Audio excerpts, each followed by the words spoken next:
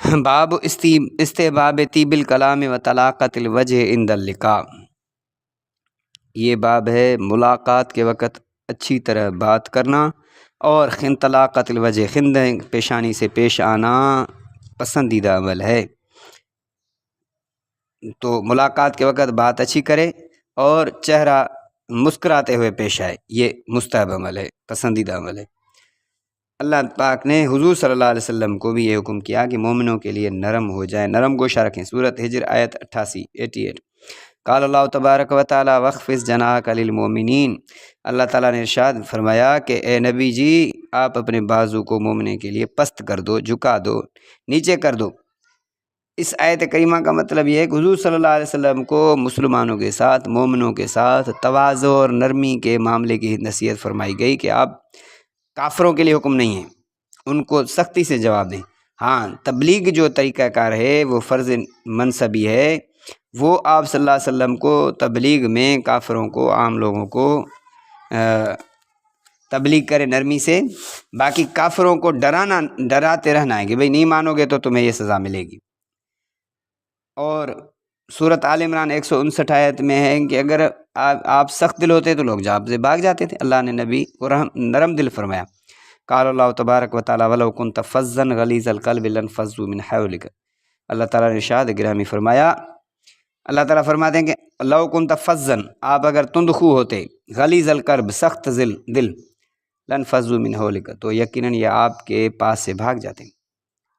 فبرحمۃ من اللہ لنت لہم، اس کے اوپر سے اللہ کی رحمت سے آپ کو اللہ نے نرم کیا۔ سخت ہو جاتے تو لوگ آپ کے پاس نہیں رہتے۔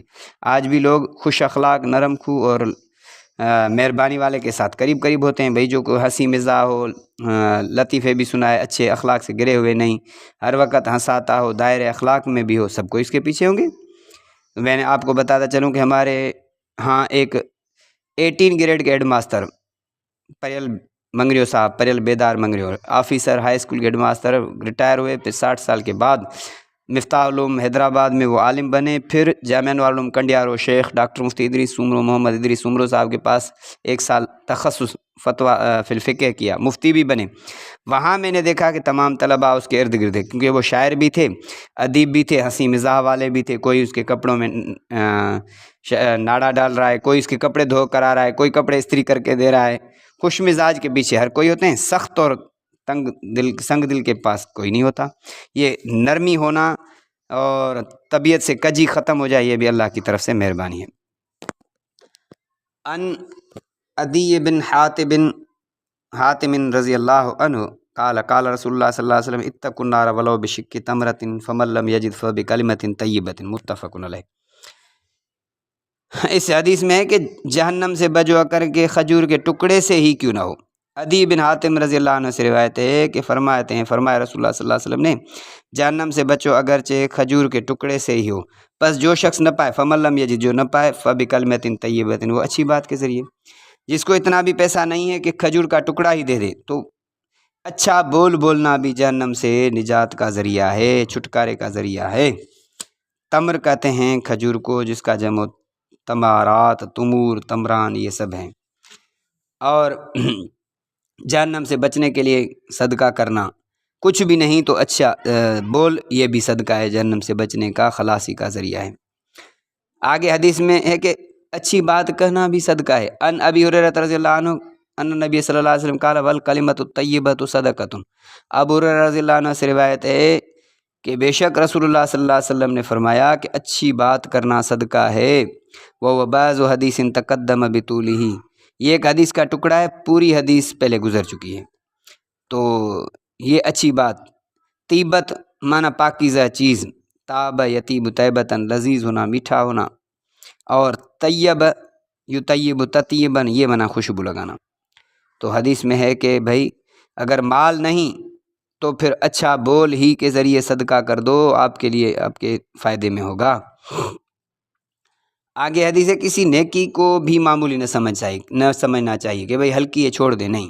عن ابی ذر رضی اللہ عنہ قال قال رسول اللہ صلی اللہ علیہ وسلم لا تحقرن من المعروف شیئا ولو ان تلقى اخاك بوجه طلیق، رواہ مسلم۔ حضرت ابو ذر رضی اللہ عنہ سے روایت ہے، فرماتے ہیں کہ بے شک فرمایا میرے لیے رسول اللہ صلی اللہ علیہ وسلم نے، ہرگز نہ معمولی سمجھو نیکی کو، بھائی کسی بھی نیکی کو معمولی نہ سمجھو، ولو ان تلقا اخاک بوجہ طلیق، اگرچہ ہو ملنا آپ کا اپنے بھائی سے خندہ پیشانی کے ساتھ، ہنس مکھ چہرے کے ساتھ بھائی سے ملنا یہ بھی نیکی ہے۔ ایسے نہیں کہ ہلکا سمجھ کر نیکی کو چھوڑ دو۔ تلو کا یتلو کو طلاقتاً مانا فصیح ہونا، خوش ہونا، طلاقت الرجل مانا ہنس مکھ ہونا، شخص کا ہنس مکھ ہونا۔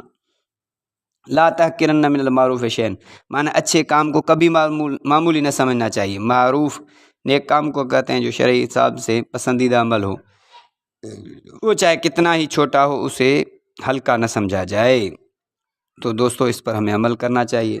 دعا ہے کہ اللہ تبارک و تعالیٰ آپ کو اور ہم کو اس پر عمل کی توفیق عطا فرمائے۔ واخر دعوانا الحمدللہ۔